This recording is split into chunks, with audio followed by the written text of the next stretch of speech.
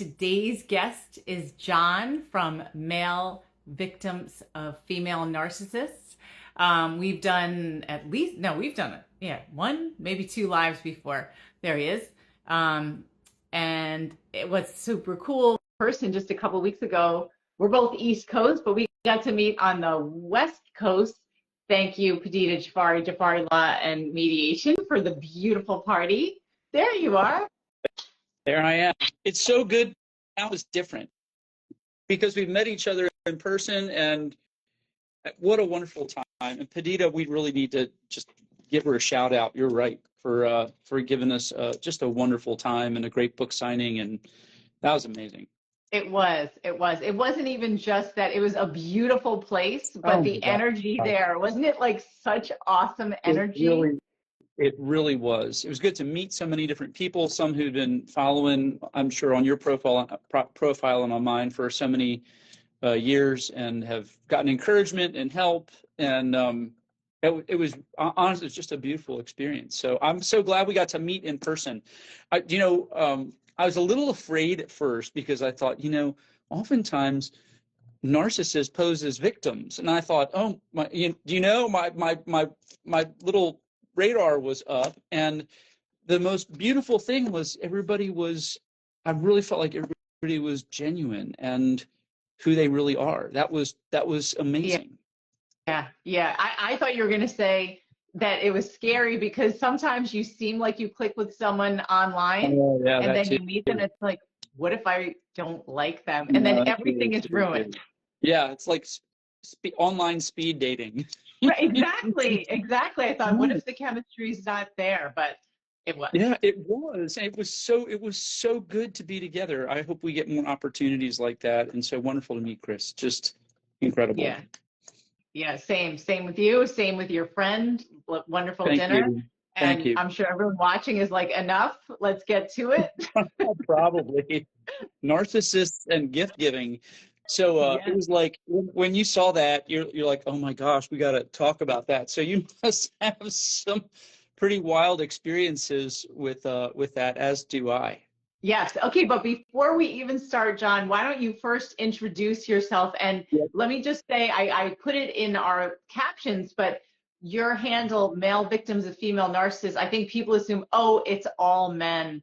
These are the male victims. And often when I post things about male victims of any kind of domestic abuse, and we know they're out there, absolutely, we get heat from certain members of the female community, unfortunately, but they don't realize, first of all, well, I'll let you talk about your audience, which is definitely not all male, but secondly, to assume that men are never victims, you're basically shutting out all same-sex relationships. Totally. And the whole female narcissist thing kind of captures an audience too, because it's not just men who are abused by female narcissists. We have an awful lot of women who follow us who are abused by female narcissists as well, and kind of connect because of the female narcissist thing. So it's true, about half of my audience is women. So that kind of flip-flops, 51-49 men versus women. But yeah, and the women, the overwhelming majority of them have been so amazingly encouraging, I have to say. I personally have learned a lot from them, and I got to thank them, shout out to them, and also the men who follow regularly. Just incredibly supportive people the whole way, and Vicky and Kay and some of these other guys. You guys made an impact on my life, and I really appreciate that. And it's been good, because those of us who have been abused by women need healthy women in our lives to learn and grow. And even, I think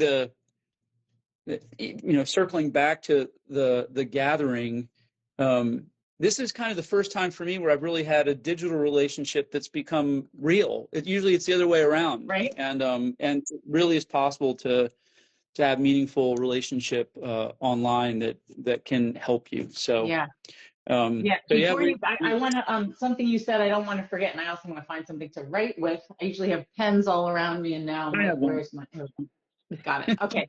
But the blended family community is probably really big. You're probably helping a lot of blended families, especially the step stepmothers that are in the middle, where their new husband is dealing with a very difficult ex-wife, because we get a lot of them too. Yeah, that's absolutely one of the audiences. I also get a lot of moms who witness this stuff and their sons going through it. A lot of times the sons really are younger, you know, in their 20s, and they've kind of not figured it out. So that's the other kind of big group of people who follow, and those who've had narcissistic mothers. We get a lot of that too. So, and I do try. I hope people realize, although I'm intentionally trying to help men and give them a voice in the community, because they really are underrepresented from a numbers standpoint. I make great pains to communicate in such a way that the overwhelming majority of my posts are really not gender-based at all. It's about people, and neither one of us we don't want to see anybody go through this, men, woman, child, whatever it might be. So we really do work hard at that here. Right, and we don't want to make people feel like they already have been turned away by certain communities, and we don't want to make it worse. We don't do that. We're not about alienating in any kind of way. We've already been alienated as victims of narcissistic abuse. So we're certainly welcoming and enjoying of the conversation. I have to tell you, I mean, the people that follow are generally so emotionally healthy. That's also nice. I don't have a lot of, other than the people who want to spam me about some spellcaster or something like that. I don't generally have to delete posts or hide things. It really has been a wonderful experience. Yeah, for us too. It's amazing. I think it's highly unusual, especially on social media. Yeah, when 3 years ago, I was ready to throw social media away. It was just, especially Facebook, which I'm still ready to go throw away. It's just so toxic, and I don't have time for that in my life. You know, coming out of a narcissistic relationship with a narcissist, you know, my motto now is anti-drama. I just don't want it anymore, and that represented drama, and I was ready to just kind of kill all of it. And then Instagram came along and this community, and it's been the opposite of that. So it really has, I've learned something from that as well, that social media can be healthy. It can be something you learn and grow from. And I personally believe that being engaged in the circles you and I are engaged in is the best way to heal from narcissistic abuse. A lot of therapists can't help you. It's hit or miss there at best. So getting yourself educated here on Instagram is probably the best way to go do it. And I'm sure you get the people going, I've never heard about this before, and now I understand. So well, especially like legal abuse. What's that? Oh, sure. Yeah, definitely a surprise. Yeah, I think it is the perfect place to build community, because our what we do, Chris and I with Been There Got Out, with helping people deal with legal abuse and high conflict divorce and custody. It's so niche. It's so different from regular divorce, like your situation too. Like the extreme cases, people feel so isolated when they try to talk to other people who are getting divorced or dealing with co-parenting. It's really different. And so it's so important to find other people that really get it, so you don't feel like, oh my gosh, it's not just me and something's wrong with me. And Instagram has been a wonderful place for building communities that get it. And God bless you and Padita for putting yourself in between the narcissist and the victims in divorce situations. I don't know if that'd be too triggering for me. I don't know if I'd have the patience for it. So, well, we'll the see. legal system isn't exactly absent of toxic, anyways, even on its own. So, you've got your hands full. There's no question about that. Yeah, but that's okay. But let's talk about the post that you put up the other day. Oh, yeah. I saw it and I was like, oh, yes. Next conversation. I had 4 thoughts immediately, and then I put it on ours, and I have lots of comments. Yeah, if I remember the post correctly, it's when a narcissist gives you a gift, you'll look at it and go, do they even know me? And the answer is no, they don't know you, because narcissists really don't take the time to know you, and not at all. And gifts, you know, when somebody buys you a gift for Christmas or Hanukkah or your birthday or whatever it might be, you would think that they would purchase something that would be meaningful to you. But as narcissists narcissists have a real inability to go think for or about anyone other than themselves. What you generally get is outlandish sometimes, and oftentimes very self-serving. Yes. Yes. So Now, John, I don't know if you mind talking about it, but what made you, what were you thinking? Did you have a specific experience that made you do that? You want to talk about it? So the first one was so back in the day when I was first married, I wanted a motherboard for my computer. I had a 386. I wanted to upgrade to a 486 board, and I'd asked for that. Asked for a list of things, and I said, this is kind of what I really wanted. And what I got first was a piece of plywood that had the number 486 written on it. And I go, oh, that's really nice. That's funny. that was probably the first one. There were other gifts along the way that don't stand out so much. But there are kind of two areas of gift giving I want to talk about also today. And I'll get to the big problem gift, which was shocking.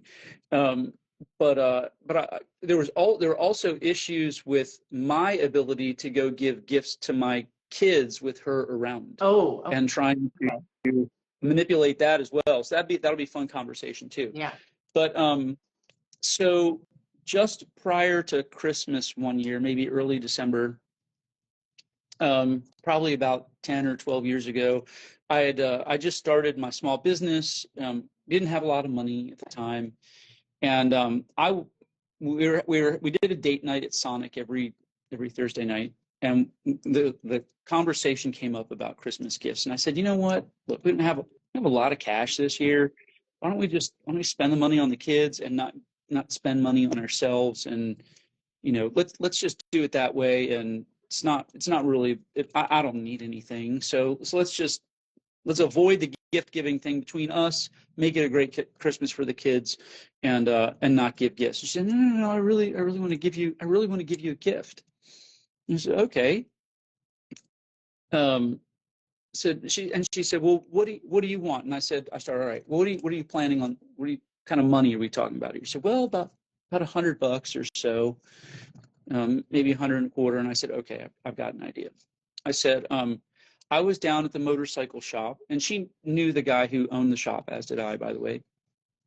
And I was looking at motorcycle coats. Mm-hmm. And these motorcycle coats are super thick, and they keep your upper body warm during the winter. And we don't have super cold winters here in Georgia anyways, but if it's 20, you can go ride your motorcycle and stay comfortable all year long. And I thought that would be great. So I'd seen one of these coats over at the motorcycle shop, and I thought I would like to have that. So I told her the story. I said I was over at the motorcycle shop, and I was looking at these motorcycle coats, and I would like one of these coats. I said, if you go in and talk to Jeff, I said, he will tell you exactly what I was looking at. The cost was $150. My price would be $125. Probably he'd share a little discount with you. It'd be right in that. And she said, you know what? She said, that reminds me of the coveralls that my brothers and dad used to wear around the farm. And I said, well, this is not like that. First off, those are denim, and they they're sleeveless, and they're more. Already, I'm struck by almost like you have to defend. I know. Right to want something that's actually, my other business is in fashion, like we call it motorcycle jackets. I love motorcycle jackets. The opposite of fashion, Lisa. Yeah, but I'm like, motorcycle jackets are really cool. They can be. So are coveralls. But like just the tone where it's like the question, it's almost insulting. Yeah, like change your mind to this, So so I said, but coveralls, I was super kind and get irritated by saying, coveralls are really for other things that would not be appropriate for a motorcycle. going 50 miles an hour or more. It wouldn't keep my upper body warm. So, and not to mention, from a fashion standpoint, you don't want to be driving a sport bike with coveralls. I was picturing, I'm like, so fashion does matter even on a motorcycle. Yeah. So she said, "Oh no worries." She said, "I'm gonna get you the coat." So fast forward about 3 weeks, and in my family's tradition, we open Christmas gifts on Christmas Eve instead of Christmas Day. So my parents are there, my kids are there, and they're little at the time, and we've got all the gift boxes around from under the tree, and boxes are coming from out of the bedrooms and things. We're getting ready to go open gifts, and you know what it's like on Christmas, such an exciting time. What am I going to get? And I have this big box, which I expected. I mean, you know, a motorcycle coat is big. So so it came my turn to open my gift, and I pull a card off the top first. To John, love, Narc X. And I thought that was really sweet. And I know it's inside anyway, so no big surprise. So I pull all the wrapping off, and I'm really excited, and I dig deep into the box. Coveralls. I knew it. So what did your face do? John, what did your face do? That's where I was going. So you're in a moment which is kind of public with family and kids and parents around, and you don't want to make a scene. So inside, my heart went from here down to my foot, and I went, you know, that's what inside is going on, and I'm trying desperately not to show this on my face. And so I kind of did this, and I said, "Oh, thank you very much." And I gently put them back in the box so as not to make a scene. And again, not to show any kind of expression on my face. And I thought, let's open some of the stuff for the other kids. I'm trying to distract away from what I'm going through and thinking, oh my God, how did this happen? And she goes, no. And she grabbed them out of the box and puts them in my hands again and says, try them on. No, it's okay. I'll try them on later. It'll be fine. So was able to deflect. This word deflecting, by the way, is good. So normally deflection, not good. This is a good deflection. Right. So I put them back in the box and try to distract myself with the kids and everything going on, and we open up their gifts. And then privately, when we get back up to the bedroom, I'm like, what the hell happened? And I said to her, I said, do you remember the conversation where I talked about getting a motorcycle coat and not wanting coveralls? She said, yeah. I said, we talked about this, and I told you what I wanted, and there was only one thing on the planet I told you I didn't want. So help me understand when I said I don't want this, how that was the very thing that wound up under the Christmas tree for me. She goes, well, I just thought you would like it. And I said, so what part of I don't want this makes you believe that I would want this and would actually like it? When I asked for a motorcycle coat, do you remember that? Yes, I do.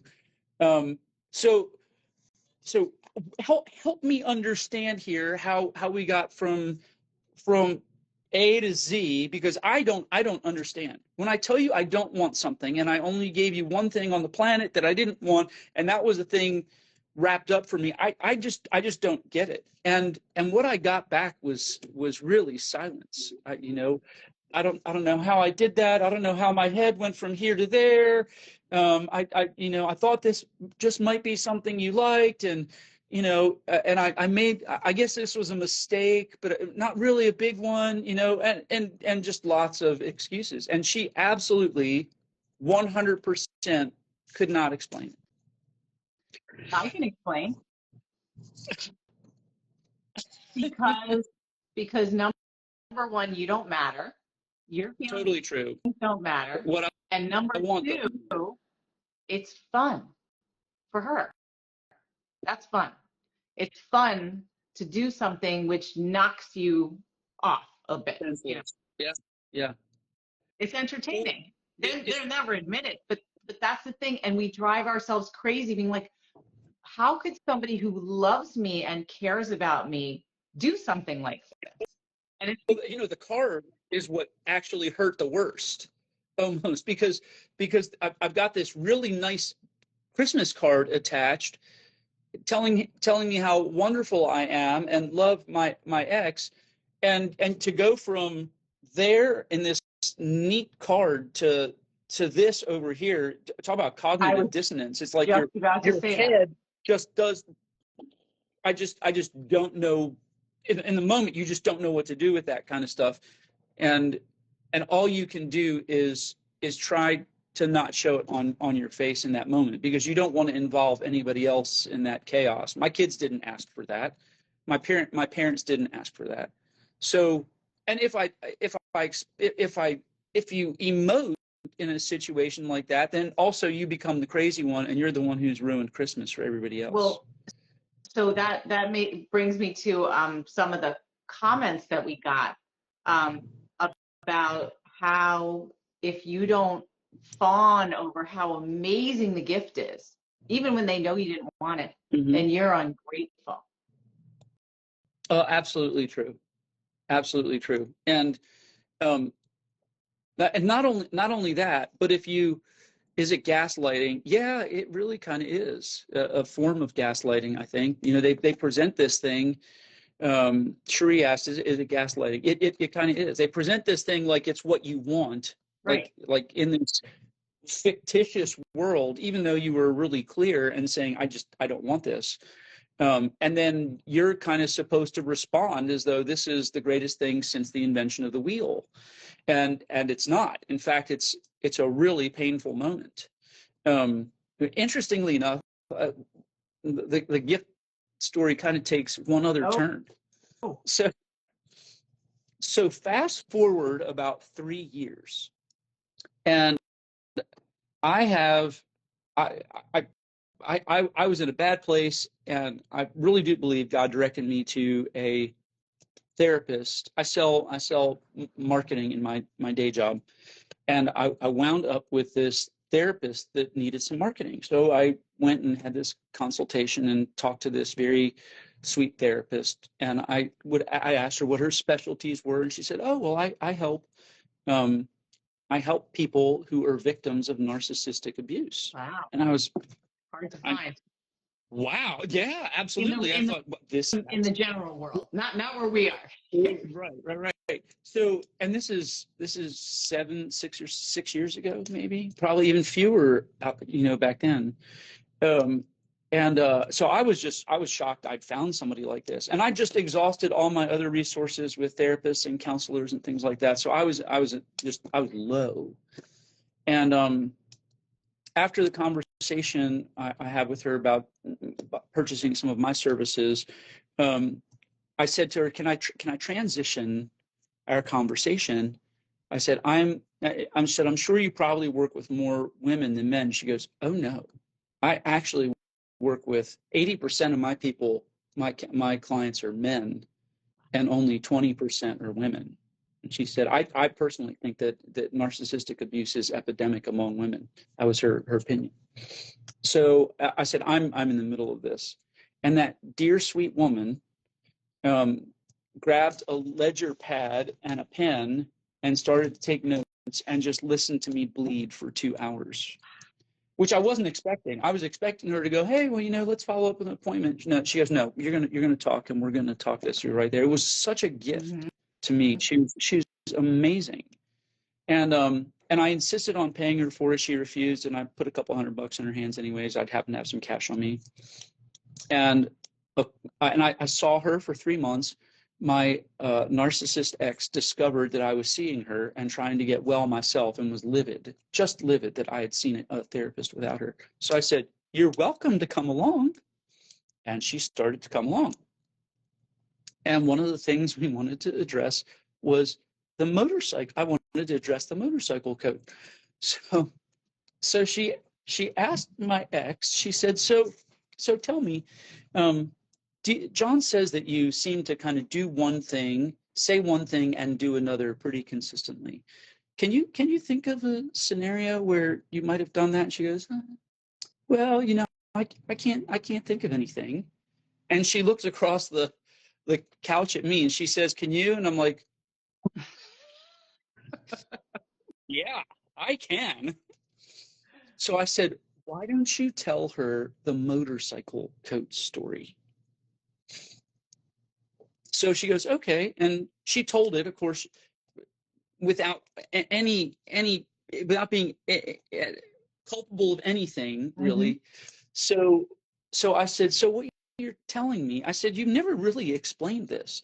You've never had a solid explanation for why you did this. I asked for one thing and you delivered something completely different. It was totally hurtful. And she said, well, you don't understand. And this is where they make stuff up later. She said, it was Christmas Eve day and I realized that I hadn't gotten you anything. And I was literally in the checkout at Walmart. And I was about to check out and I went, oh, I forgot to get him something. So I went over to the shelf and I thought, he'll like these. And I pulled the coveralls off the shelf and I got them for you. So I said, let me make sure I understand.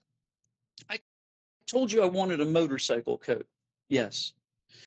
And I told you I didn't want coveralls. Yes. So you have this moment where you're in Walmart and you're facing the front of the store and you realize that you've not purchased me a Christmas present. Yes. Pause for 1 second, John. I'm thinking before that, you had a conversation where you said, let's not even exchange gifts. You said, no, because I really want to get you something, as if in my head, when you said that, like there was something specific and special. Yeah. And here we are at Walmart, like, yeah. Oh, I forgot. Yeah. So I said to her, I said, you have this moment, right, where you're facing forward, you're in the checkout and you realize, oh my gosh, I haven't gotten him something. So you decide you're going to get me something in Walmart and you turn around and you are facing 20 million products in a store. And you decide to go to the one product in that store that I said, don't get me. And then you grab it off the shelf, find it in my size, theoretically, and then pay good money for this thing. Then you find this box and you wrap this thing up with a card that says, to John, I love you. And you think that this is going to be acceptable. How is that acceptable? And what you get back is, yeah, nothing, just silence. And the therapist asked her, can you explain this? She goes, no, I really can't. And the therapist said, I don't think you like men. I don't think that's the issue. I think it's bigger than that. I have a hard time with men. And her response back was I'll never forget this. Her response back was, well, I do, but by and large, I'm attracted to ugly men. What? I don't know where that whole conversation went, that whole thing. Oh my God. But you know, what you just said about like reiterating the part on how this was the one thing that you didn't want and it's the one thing she chose. That's why I said before, it's entertaining. Yeah. And it made me think of what we do with our clients, especially in terms of negotiation, where we say, don't say what you want and what you don't want, because they're going to do the opposite. So if you say, this is really important to me, you're basically throwing it out. Then you're never going to get it. Yeah. So, this is not negotiating with the same person. Right. This is negotiating with somebody who's going to go, I posted this the other day. It's backwards opposite world. That's, you know, you can't be attached to anything in this negotiation that you can't show your poker face even in those moments.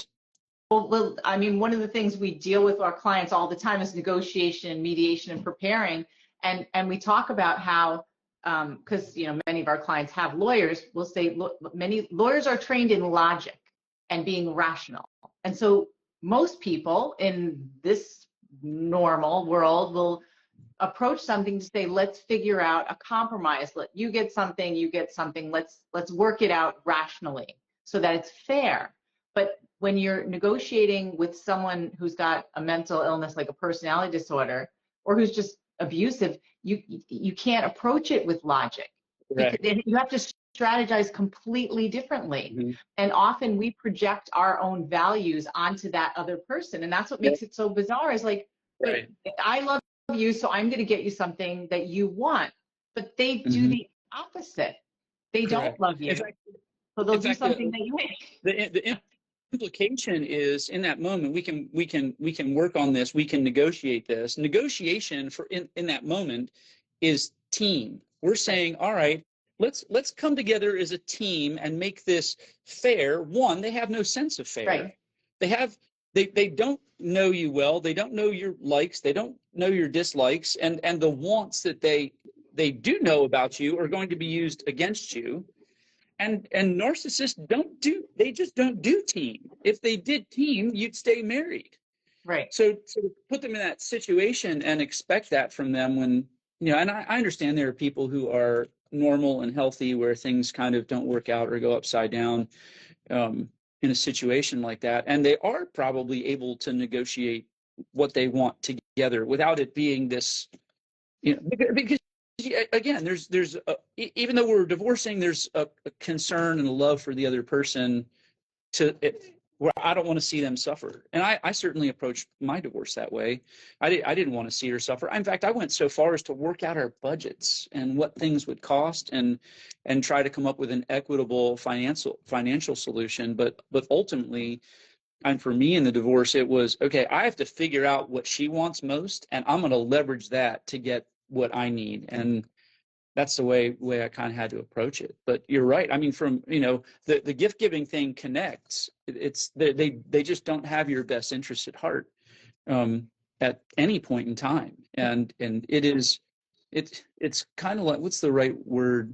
It's kind of like it's like a milestone, right? Or a mile marker. You're headed down the highway and you hit a mile marker 102, and it kind of tells you where you are on the map. And presents kind of do that for a relationship. It's like a mile marker. And if somebody gives you something, and this isn't unilateral, let's not generalize the whole thing. Everybody might give a bad gift here and there.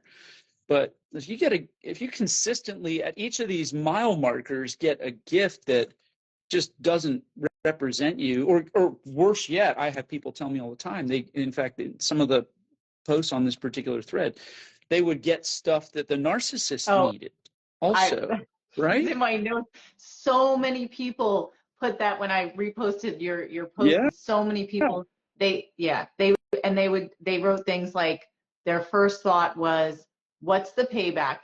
What's in it for the other person? Did they buy it for me? Or is it really something that's going to become theirs? It's going to slowly become theirs. What's the catch? Or it's something that puts this person in debt. So they get it, but now they have to pay for it. Somehow, it's going to be harder for them. And with clothing, they'll often buy something for their partner that they like, not what the other person likes. Well, it's the coveralls. Yeah. And I don't know if she even liked coveralls. I think she had daddy issues, and that was kind of reflected in it. If I look back on her parents' relationship, I certainly believe at this point in time her mother was a covert narcissist, and she treated her husband just like my ex treats me. So it's this in my particular situation, I think it's generational. She's also done the same thing in alienating my children from me that her mother did with her own kids too. So you may find a family history in some of this without question. Yeah. But so did you have, well, we're talking about gift giving. Did you ever have problems giving a gift to a narcissist also? Did you have issues there as well? Not just receiving one, but did you have issues giving one? So it's interesting. Like, you know, I was with my ex for 20 years, married for almost 18. Didn't feel like And at the a day over 90 years. wait, say that again? It doesn't feel like a day over 90 years. Right. Yeah. So in the beginning, I love doing like really personalized gifts. Yeah. And so, and being like a writer and an artist, like I would really think about something and put it together and give it to them. And I remember early on, I did something, my ex loved his dog, and I did some kind of poem and some work of art and pictures of, and I framed it, and he just, it was like he didn't even care about the effort that went in. It was like nothing. It's the kind of thing when I did it in the past for previous boyfriends, like they, you know, they were like, wow, like that's so nice. Like you really, yeah. So he put it aside, and I remember that was so early on in our relationship that part of me felt like I can't do this anymore because he doesn't care. Like I can't express that part of me anymore because it doesn't matter to him. So this is not the place for that kind of stuff. And one of his first gifts to me, like I love really fun. Well, John, you met me now. You know, I have kind of like funky style. So I love like really, by the way, interesting. It suits you really well. Like it really is you. Thank you. Yeah, so I like funky, artsy, like a lot of ethnic, but I love jewelry. I used to make jewelry. And so that, like, for example, jewelry, I don't like diamonds and fancy gold. I like handcrafted. Oh shoot, I meant for this live, I meant to wear this bracelet that my friend Adrian, who I interviewed, who's the daughter of a narcissistic mother, gave me the other day. That was the most incredible piece of jewelry anyone has given me. Awesome. And I've known her for like a year, and she knows me so well. And she's again the child of a narcissistic mother, so she's learned to be so attuned to other people's needs. Yeah. Anyway, it was the opposite of a bad gift. But anyway, so the jewelry thing. So maybe like the first or second year he and I were together.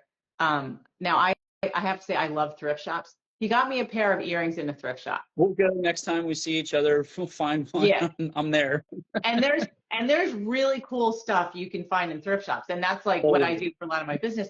They were like, I like real, like if you're gonna get me silver, unless it's some funky unusual thing, then get me like real silver. I mean, it's not that expensive. But it was like this crappy pair of earrings, and it just felt like really cheap, and like he just grabbed something and it was like $1. And I mean, I can get really cool things for $1, but it was horrible. They were horrible. And I opened them and I was kind of like, oh, the same thing. He doesn't know me at all. Like, it's just not me at all. Like, how could he do such a thing? And I, like you, I felt really hurt. I felt like you're just the person I just committed to marrying, and like this is the best he could do. Like crap, and he knows I'm really into jewelry, and it was so disappointing. And he saw my face because I'm really bad. We didn't have kids at the time. I'm really bad at controlling my face, and something I've had to work on in court too.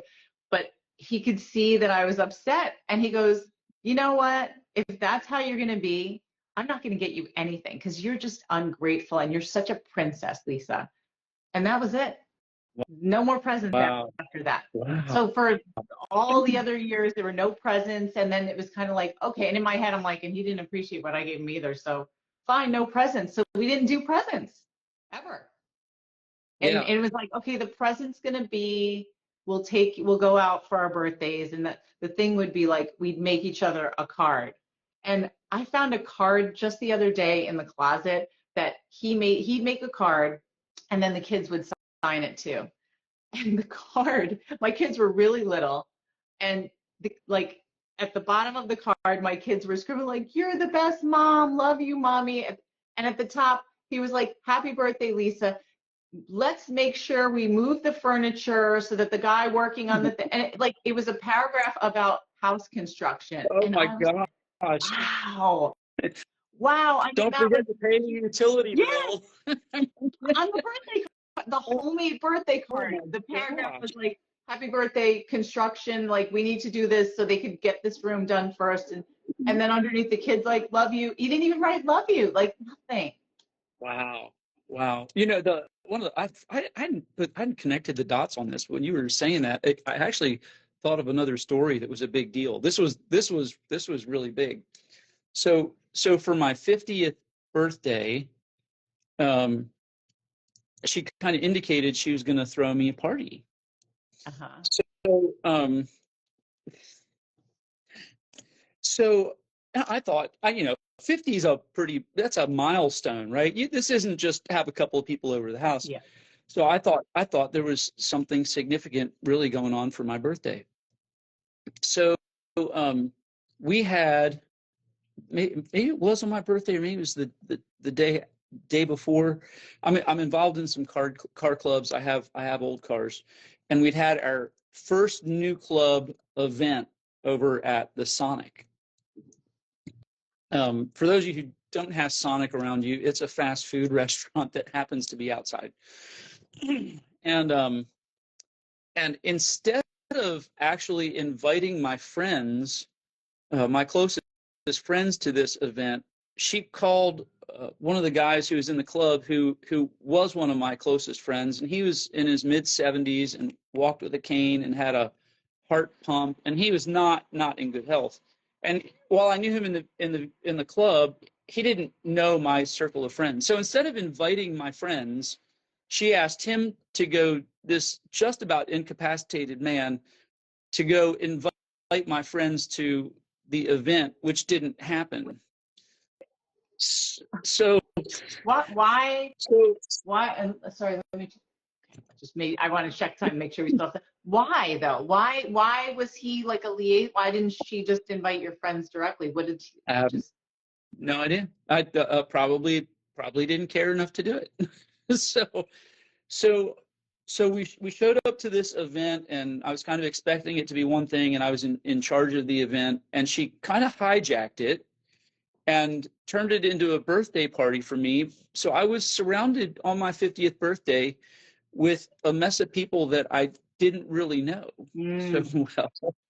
And my closest friends were not invited to, which was interesting. Wow. Yeah. It really was. And we'd happened to be seeing one of the many therapists we'd seen over the years at the time. And she was actually a narcissist. And I told her, and I didn't mention it. She asked me how my birthday went, and I said it was fine, and because I wasn't going to make a big deal of it. She goes, well, how was the party? And I go, well, it wasn't what I expected. I didn't expect to have my birthday party at the Sonic. I expected my closest friends to be there as well. They didn't get invited. And she just berated me about how ungrateful I was. So the other thing that comes to mind with respect to gift giving is she wanted to control all of my gift giving to the children.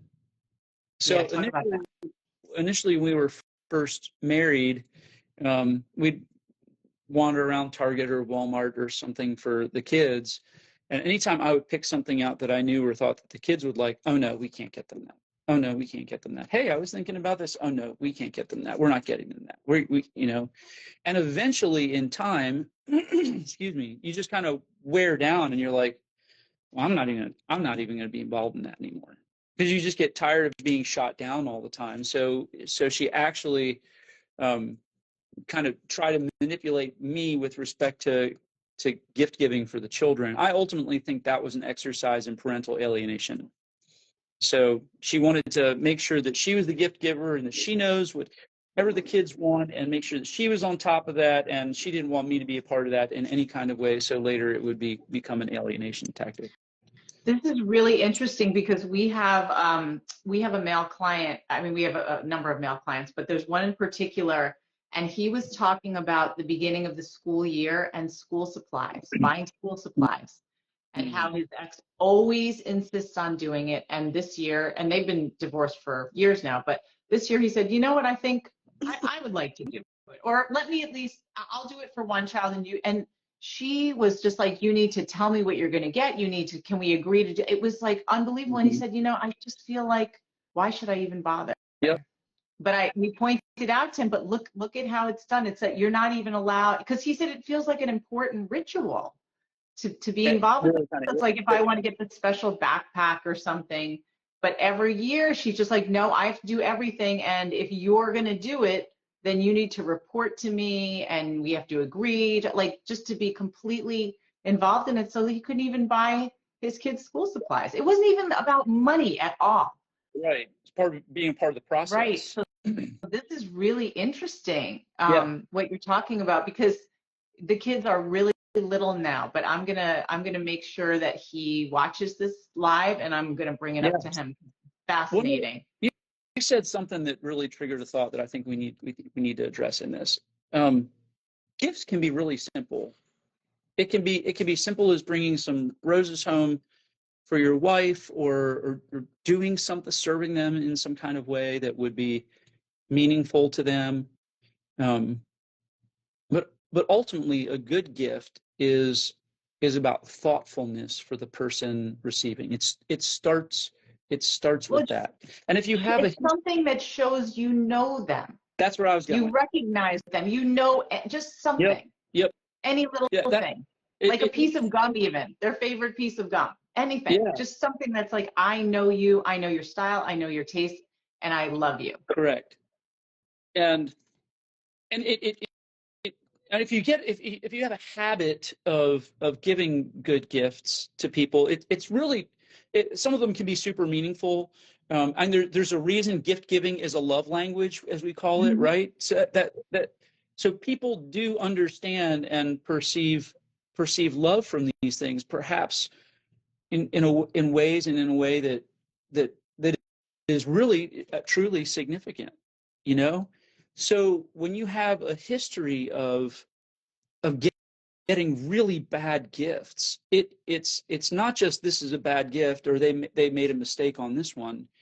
It really does. It's a mile marker that does paint a picture about the relationship that you feel when you get it. And it is, I don't matter.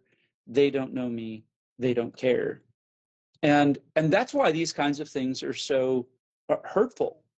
You know, I was in it was 7 years after we were married, and she was already pretty crazy by this point in time, but I was doing my best at the time to work at it, and she spiraled more as time went on. We were married 27 years, so by the time the end came around, I was just crazy. But at year 7, things were not as bad. I hadn't figured a lot of this stuff out. I saw a lot of the denial. I saw the lack of compassion and empathy, but she hadn't, what I would call at the time, spiraled out of control. Our lives were focused on the kids. The kids were young.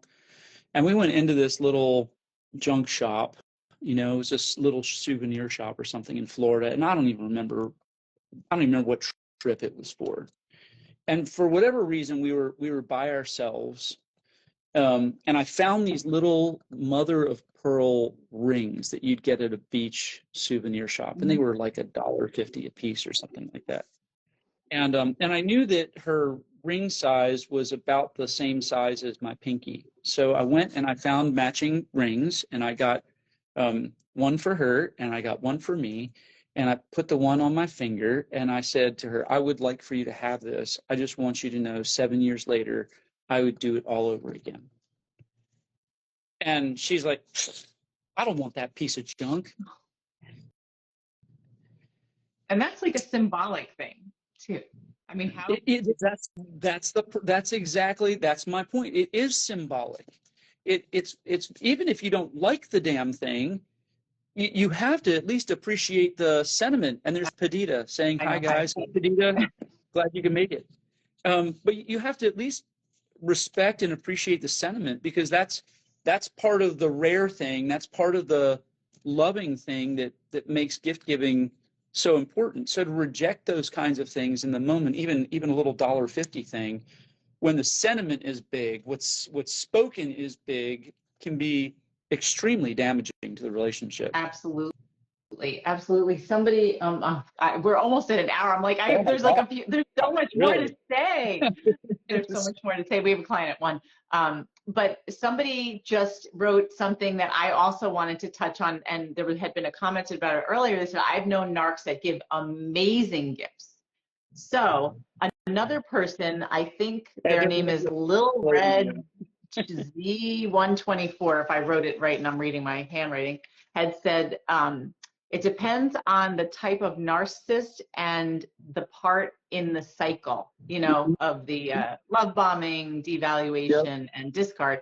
They said if it's an over-the-top gift, they might want to win you over, to win your loved ones over, I'm paraphrasing, to brag about it, and then it's something they use against you later as an excuse for all the abuse that you endured. When you try to defend yourself, they say, but look what I have given you. I've given you this, I've given you this. So I thought that was a really fascinating comment too, because some of them do have very good taste, and some of them give you things that you love, but then they say, how could you say I'm a bad person? Look at the last few things I've given you. Yeah, I think that's entirely possible. And in situations like that, if I would bet, like you're saying, those gifts are about manipulating you in some kind of way. They may be good gifts, but there's a string attached to those things that'll always be pulled from then until the day you're dead. They will continue to pull that string and remind you of that. But it was probably to manipulate you to get you to go do something else for them. Right. And that's the one, like there were so many comments that I had said earlier, like, what's the payback cost? I'm on alert now. Why am I getting this? Absolutely. This is not for nothing. Yep. Completely. And again, manipulation, you'll see smear campaigning in this, like we've talked about today. You'll see a lack of an ability to introspect. I don't know that I've seen a lot of people talk about that on their channels, but I personally believe that narcissists do not have an ability to go introspect well. They can't figure it out. And my ex communicates in such a way where she can't figure things out. Instead of giving you one detail that you really need, she'll give you 100 details, and you have to pick out the one that's necessary. You could be going to a wedding and so, oh, well, the bridesmaids are going to be dressed in red, and there are going to be decorations on the tables, and there are about 30 people going, and the wedding's at 2:00, and really the only thing you needed was the 2:00 thing, but it's buried in all this minutia because they cannot and do not introspect well. They don't think well. Interesting. And we just got a comment about that from Defeating Childhood Trauma. I know who she is. She said, laundry listing, my narc mother played that game. Awful. Yeah, I didn't know there was a term for it. Yeah. Yeah, I didn't either. I call it a lack of ability to introspect, but they just can't think these things through. And when gift giving comes around, you know your place. Really, most of the time, you really know your place. You're either being manipulated, or it represents something they want, or it's something so outlandishly ridiculous it really does speak to your heart and say, you're not important, I don't know who you are, and I really just don't care. And I get pleasure out of hurting you and then saying, why are you being so sensitive? I think it's wonderful. I have such a hard time wrapping my mind around that thought, Lisa, that there are people out there, people make mistakes in life, and even good people make mistakes on gifts sometimes, but to think that there's somebody who enjoys evil for you, enjoys hurting you, this is our world, our client's world. The whole thing with the high conflict divorce post, the person needs that attention. They need the engagement. Yeah. And better bad attention than none at all. Right. That's right. So if I can keep engaging you and getting you to question why I've done something this way, why I would behave this way, your mind is spinning all the time, but it's still spinning about me. So as long as you're spinning about me, then good. Yep. No press is bad press, right? And the philosophy is kind of true with attention. for a narcissist. No attention is bad attention. They'll take whatever they can get from you. As long as you're the center of their world, they got you. Yeah. So, Yeah. Or they're the center of your world. yeah. Yeah, I'm sorry. I said that backwards, but yes. Yeah. Yeah. Oh my gosh. Okay. So John, we're just at an hour. I feel like there's so much more I didn't even get to talk about, but that's okay because we're going to do this again, I'm sure. I look forward to it anytime you want to. So thank you so much. And find me at malevictimsoffemalenarcissist.com. That's also my website, malevictimsoffemalenarcissist.com. And it's not and you can find me men, not just for men. Just for men. Yep. No. Women too. We'd enjoy having you along and enjoy your perspective, and you can heal there. Padita, also goodbye. You're saying goodbye, so we'll see you soon. And you guys have a wonderful day. All right. Thanks so much, John. Great seeing you again. Bye, everyone. My pleasure. Thanks. Bye-bye.